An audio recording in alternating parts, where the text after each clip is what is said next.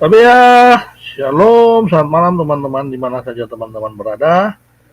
Jumpa kembali dengan Maranatha di channel kesayangan kita, channel Warane, channel pejuang yang penuh kasih. Ijaya Tusanti dari Puncak Tikala, saya Maranatha Warane MN mengucapkan selamat menyaksikan tayangan ini. Teman-teman, di malam hari ini kita akan berdiskusi, mengkaji satu topik yang sedang hangat dibicarakan dan sedang tren ya, tren di dunia Arab sono ya, adanya nikah misyar. Kalau di Indonesia dulu pernah ada istilah misbar, gerimis bubar, ini misyar ya. Tapi misbar dan misyar ini berbeda teman-teman ya. Nah, nikah misyar ini ya sedang menjadi tren dan digemari di Arab sana ya. Tidak juga di Arab, tetapi di dunia Timur Tengah, ya di kawasan Amerika Utara, Mesir dan daerah sekitarnya ini senang adanya nikah misyar ini, ya. Dan ini ada sedikit pro dan kontra ya, kontroversi. Ya biasalah, ya orang-orang di sebelah sana. Tetapi sebelumnya kita declare dulu teman-teman bahwa kita membawa pengkajian topik seperti ini karena ada latar belakangnya ya, di mana berbulan-bulan yang belakangan ini saya coba membuat konten-konten apologet dengan cara gaya defensif ya. Ya, saya meluruskan fitnahan-fitnahan, tuduhan-tuduhan kekejian kepada kekristenan ya yang dilakukan oleh para polemikus muslim ya, baik itu oleh seperti di layar ini ada Menem Ali, ada Doditan, dan yang paling banyak, yang paling membuat kita sering membuat konten ini meluruskan fitnahan, kekejian atau cara-cara bagaimana seorang polemikus asal-asalan menafsirkan dan menuduh ayat-ayat Alkitab dengan sembarangan. Dialah Ustadz Kainama ya. Nah, semakin kita meluruskan kajian-kajian yang dibelok-belokkan oleh para polemikus-polemikus muslim ini ya, yang telah disesat-sesatkan terkait dengan kekristenan, mereka makin menjadi-jadi ya. Malah video-video mereka semakin tidak ada takut-takutnya gitu ya. Mereka pikir Indonesia ini punya mereka. Ya, tidak pernah ada pihak penegak hukum yang mau bertindak. Mereka mau menuduh Yesus dia hanyalah seorang, ada yang sering dikatakan juga orang Yahudi gondrong lah ya, kemudian dia manusia-manusia yang disembah dan tuduhan-tuduhan lainnya yang dilontarkan oleh polemikus-polemikus muslim ini ya di channelnya. Mereka mengatakan orang Kristen membantai ratusan ribuan orang Yahudi dalam peperangan ya, kemudian banyak fitnah-fitnahan, tuduhan-tuduhan Alkitab lah sudah disesatkan sama mereka. Tetapi itulah ya, biarkanlah mereka melakukan itu karena negeri ini punya mereka. Kita hanya berapologia, tetapi kalau kita berbalik untuk mengikuti gaya mereka, apologia dengan cara istilahnya ofensif, ya menyerang. Nah itu juga akan berbahaya kepada kita, ya. Tetapi ya saya beranikan diri karena saya juga telah capek untuk terus defensif ya, terus bertahan, sementara mereka makin menjadi-jadi karena mereka dibiarkan, sehingga kita harus merubah cara ini ya. Ada saran juga dari teman-teman netizen, dari penonton Setia Channel Waranei, mereka menyarankan nggak usah terlalu bertahan saja, jangan cuma hanya defensif. Ya boleh defensif, tetapi sekali-sekali diselingi dengan ofensif ya. Kalau bisa 2-1 seperti itu ya. Ini saran dari polling ya, dengan membaca hasil dari polling yang sudah ada 700-an orang ini. Nah, kembali ke topik ya. Saya hanya mendeklar aja supaya kalau Pak Polisi nanti di desak-desak sama ini karena mereka mewek merasa kok kami menyerang dia, ya merasa kami menyerang dia, mewek lapor polisi, ya polisi harus tahu saya tidak mau menantang polisi. Ya, saya bilang kalau Pak Polisi mau menangkap saya, boleh-boleh aja, tetapi tangkap dulu para penghujat Kristen itu. Ya, paham ya? Jadi ini hanya untuk ofensif saja. Oke? Semoga Pak Polisi juga memahami bahwa tiada asap tidak mungkin muncul karena tidak ada apinya. Pasti ada asap, pasti ada api. Seperti itu. Oke, ya. Nah, ini kita mau bicara tentang nikah misyar. Ya, apa maknanya, apa prinsipnya, apa tujuannya, apa baiknya, bagaimana ini latar belakangnya. Ya, kita pahami dulu ya, karena ini sedang tren-trennya. Di Indonesia ini belum terlalu tren, tetapi di Arab ini disukai. Ya, nikah misyar ini. Dan di ini juga Mesir ini disukai juga. Ya, ini saya ambil dari artikel di halaman Peci Hitam ya, di halaman Peci Hitam, website Peci Hitam milik Muslim. Dia menjelaskan apa itu nikah misyar ya. Nah, nikah misyar berasal dari bahasa Arab yang merupakan bentuk masdar dari fi'l madi yang diterjemahkan ke dalam bahasa Indonesia berarti kawin atau menikah. Sedangkan kata misyar ya, itu kalau yang nikah ya, nikah tadi kawin. Ya, kalau misyar itu sama juga dari bahasa Arab yang merupakan bentuk isim bulat dari kata misyar yang artinya perjalanan. Ya, jadi kayak nikah perjalanan, nikah wisata. Kalau katanya sih mungkin kayak nikah wisata, kan di koran-koran juga banyak nikah wisata. Ya, tapi bukan nikah wisata ini teman-teman. Ini nikah misyar. Nikah misyar adalah pernikahan yang secara syarat dan rukun pernikahannya sah dan terpenuhi, namun sebelum ada persyaratan telah disepakati bahwa sang istri rela tidak mendapatkan sebagian haknya sebagai seorang istri dalam pernikahan tersebut. Jadi ini nikah ada deal-dealan dulu ya.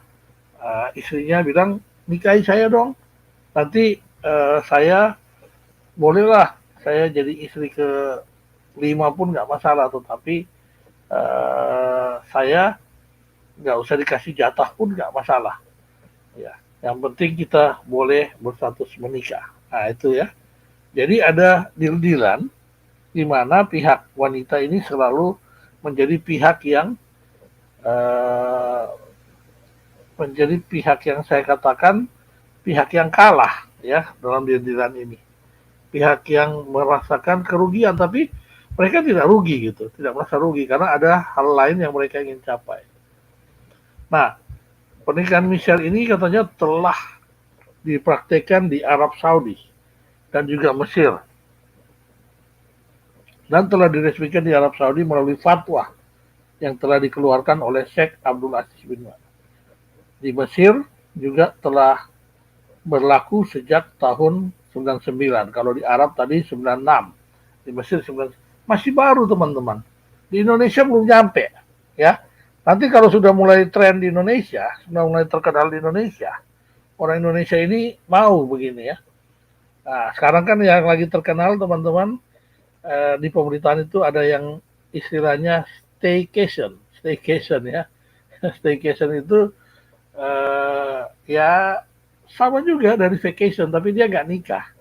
Ya dia cuma diajak untuk jalan-jalan aja, tetapi jalan-jalannya nggak jauh. masih di sekitar satu daerah situ lah. Ya, itu namanya staycation. Ya, kalau ini namanya misyar. Nah, nanti baru mau tren nanti di Indonesia kalau di Arab ini sudah disenangi ini nikah ini. Dalam pernikahan misyar, seorang istri yang melaksanakan pernikahannya tidak menuntut hak-haknya terhadap suaminya. Istri memberikan keinginan terhadap suami dari kewajiban memenuhi tempat tinggal, nafkah, dan persamaan bagian antara istri kedua dan istri yang pertama. Ya, jika suaminya juga mempunyai istri lain, yang didasari dari sikap mengalah istri kedua. Jadi istri yang satu ini, istri yang kedua ini mau mengalah gitu, ya.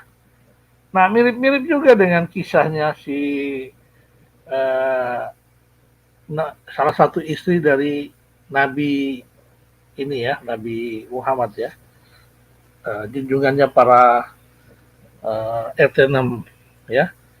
Nah, Nabi Muhammad punya istri yang namanya Saudah, teman-teman tahu ya. Nah, ada di kisah di Sirah Nabawiyah ya Ibnu Hisam. Di situ ada kisah di mana Nabi Muhammad ingin menceraikan salah satu istrinya namanya Saudah.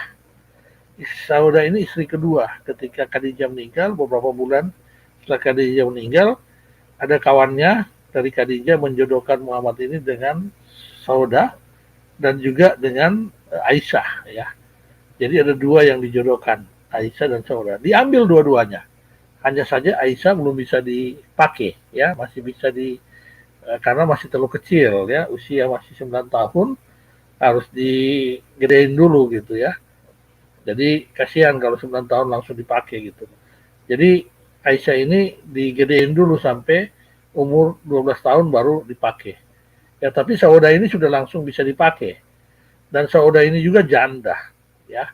Makanya ada istilah Nabi menikahi istri banyak karena menikahi janda-janda. Ya, jadi salah satu adalah janda bekas dari seorang janda yang suaminya sudah pergi kemana, tidak balik-balik ya. Bang Toib sudah pergi merantau tak balik-balik. Nah, inilah si Saudah ya.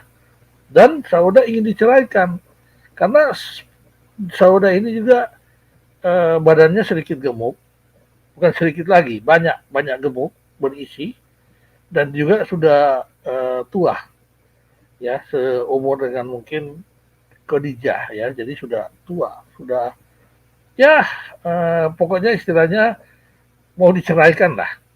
Tetapi Saudah mengatakan kepada Nabi Muhammad, sudahlah, janganlah ceraikan saya ya, tolonglah saya terus menikahi ya, dinikahi, jangan sampai saya diceraikan, nanti jatah saya itu kasih aja ke istri-istrimu yang lain, tapi saya rekomendasiin kasih ke Aisyah ya. Jadi kalau jatah giliran saya kasih ke Aisyah aja. Nah, kan ada deal-dealan sehingga dia tidak jadi dicerai. Nah, nikah misyar ini itu mirip-mirip seperti itu. Ya, tetapi bedanya kalau tadi kan mau dicerain, tetapi dia nggak mau. Dia bujuk supaya jangan diceraikan. Ya, akhirnya deal lah, jadilah nggak jadi diceraikan.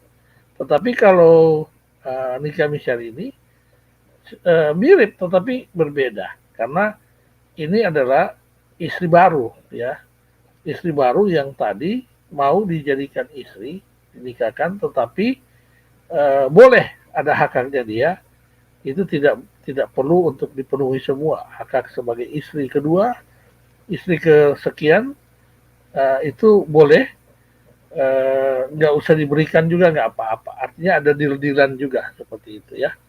Nah, itulah yang disebut sebagai nikah misyar. Oke, dan ini menjadi tren teman-teman ya.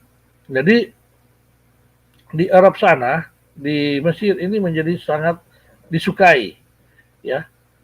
Nah, di Indonesia ini belum, karena belum banyak yang tahu ini terhadap ini. Oke, jadi ada melaksanakan pernikahan, dia tidak menuntut harus hak-haknya sama ya. Boleh, yang penting kita nikah dulu katanya. banyak cara ya teman-teman ya. Kalau mau selangkangan banyak cara. Istri yang terakhir ini katanya hanya menginginkan keberadaan laki-laki yang biasa menjaga dan memeliharanya dalam kurun dari kebutuhan biologis dengan mengasihinya. Yang penting sekali-sekali pakai. Ya, aku bisa senang aja. Ya, nanti jatah saya yang kamu nggak mau pakai saya, bisa dikasih ke istri lain gitu. Atau istri pertama kamu, saya jadi istri kedua, atau istri sebelum sebelum saya, ya kasih ke mereka aja. Yang penting saya tetap dikasih jatah sedikit, nah gitu kan. Nah, meskipun tidak memberikan kewajiban pemenuhan materi, ya nggak kasih duit juga nggak apa-apa, atau tanggung jawab secara maksimal. Namun pemberian keringanan ini juga terjadi pada suami yang beristri satu, ya.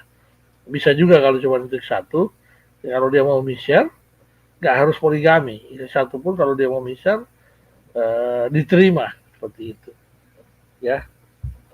Banyak caranya. Oke, apa prinsip dari menikah misyar ini? Nanti kita bicara tujuannya. Ya, dalam pernikahan ada beberapa prinsip yang perlu diperhatikan agar pernikahan itu benar-benar langgeng, ya. Yakni hidup manusia dalam melaksanakan tugasnya mengabdi kepada Tuhan. Pada hakikatnya prinsip dalam nikah misyar tidak jauh berbeda seperti prinsip dalam pernikahan biasanya. Sama aja. Prinsip-prinsip dalam nikah misyar antara lain memenuhi dan melaksanakan perintah agama. Oh, ini rupanya ada perintah agama. Ya, dengan ada misyar bisa juga. Makanya nanti kalau kedengaran di Indonesia ini cepat nih. Bahwa pernikahan adalah sunnah Nabi, itu berarti bahwa Tuhan melaksanakan pernikahan itu pada hakikatnya merupakan dari ajaran agama-agama mengatur pernikahan itu, memberi batasan dan rukun dan syarat-syarat yang perlu. Nah, itu dia keras aja ya.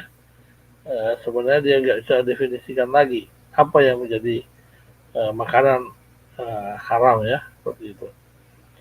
Oke, apabila rukun dan syarat tidak terpenuhi, batal atau fasidlah pernikahan itu. Dengan demikian, dalam pernikahan misyar ada ketentuan lain di samping rukun dan syarat, seperti harus ada mahar dan juga harus ada kemampuan ya. Jadi harus bersikap adil, harus banyak modal. Kalau kalian pas-pasan jangan. Ya. Selain ini untuk memenuhi kebutuhan biologis, wah ada juga untuk memenuhi kebutuhan biologis, memuliakan dan menjaga agar tidak tergelincir dalam perbuatan zina, sudah menjadi kodrat iradat Allah. Ya, jadi kita menghindari untuk perbuatan yang tidak disukai atau yang tidak diridhoi oleh Allah seperti itu. Ya, jadi sebenarnya kalau kita baca-baca seperti ini, kesimpulan yang sudah kita bisa ambil bahwa ini akal-akalan gitu. Ya, manusia diciptakan berpasang-pasangan dan diciptakan oleh Allah mempunyai keinginan untuk berhubungan antara laki-laki dan perempuan. Artinya dalam hal ini saling memerlukan satu sama lainnya. Ini ya. Nah, tujuannya adalah apa? Kerelaan dan persetujuan. Ya. Sebagai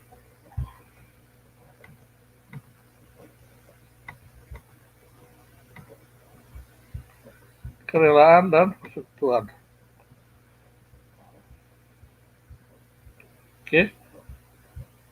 Dalam pernikahan ada beberapa memenuhi dan melaksanakan perintah agama sudah tadi.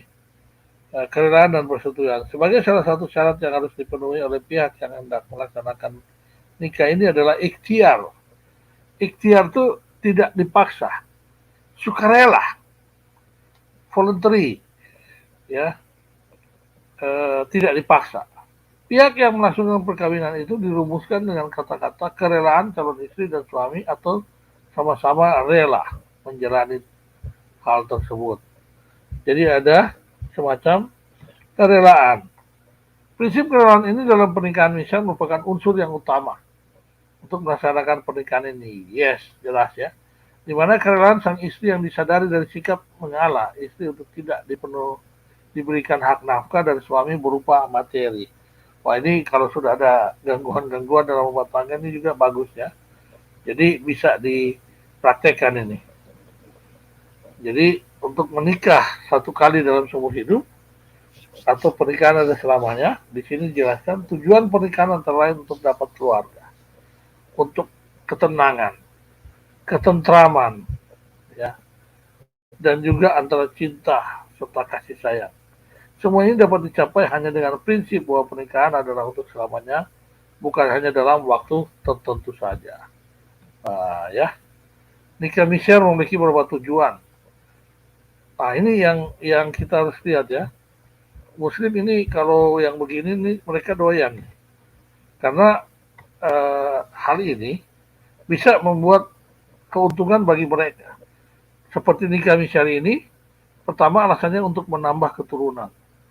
Kedua, memenuhi hajat manusia untuk menyalurkan syahwat. Ya, dia lebih memikirkan nafsu. Yang kedua, mau menyenangkan orang dengan cara yang tidak tidak berlaku lagi gitu. Ya, cara-cara kuno gitu. Jadi memenuhi hasrat manusia dengan menyalurkan syahwat. Padahal caranya cara kuno. Ya. Tiga, memelihara diri dari perbuatan zina. Tadi kan sudah dikatakan bahwa nikah misyar ini justru berpotensi atau memiliki terindikasi bahwa ini adalah akal-akalan untuk supaya menghindar yang namanya seks bebas atau zina. Padahal ini juga adalah bagian dari seks bebas atau berzina. Cuma dibungkus dengan agama saja. Kemasannya dibuat kemasan agama. Ya. Jadi memelihara diri dari perbuatan zina, padahal dia sudah berzina kalau dia sudah melakukan nikah misyar ini. Walaupun baru satu orang sepihak, baru nanti pasangannya akan menyusul seperti itu. Ya. Dan memelihara diri dari perbuatan zina, mewujudkan kerjasama dan keserasian hidup antara laki-laki dan perempuan untuk berumah tangga. Nah, ini sebenarnya prinsip-prinsip rumah tangga ini bagus sekali oleh para pendeta dijelaskan dulu.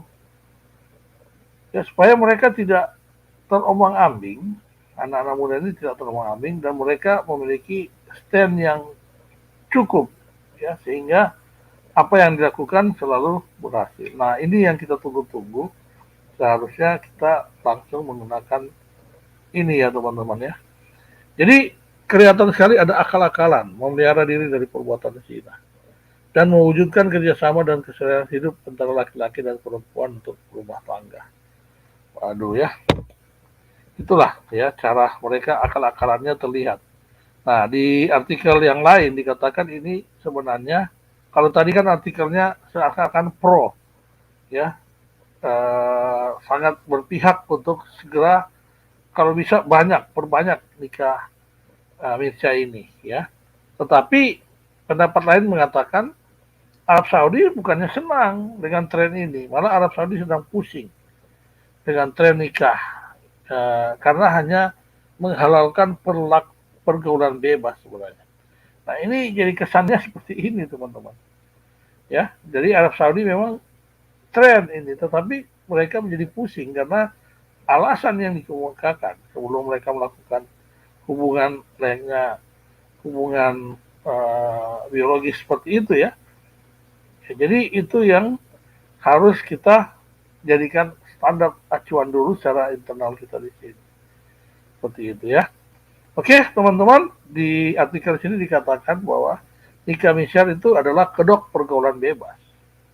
Jadi sebenarnya bukan solusi atau tadi mengatakan untuk memberikan rasa kesetiaan, bukan. Ini sebenarnya kedok untuk melakukan pergaulan bebas. Dan ini sudah mulai tren di Arab Saudi.